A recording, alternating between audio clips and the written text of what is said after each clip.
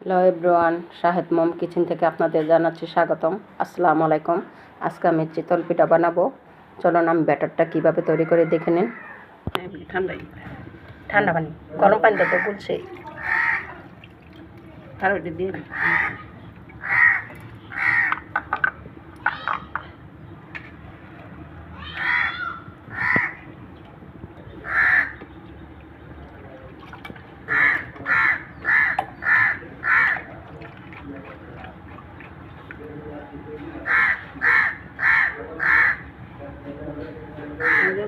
তেলে পিঠা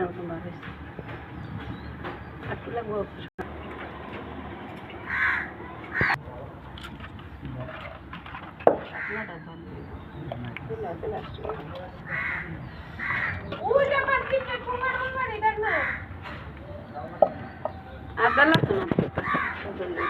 আমার ব্যাটারটা হয়ে গেছে, দেখুন কত সুন্দর সুন্দর পিঠা হচ্ছে, ফুলকো ফুলকো। এদিকে দেখুন সবাই পিঠা খাচ্ছে গরুর মাংস দিয়ে।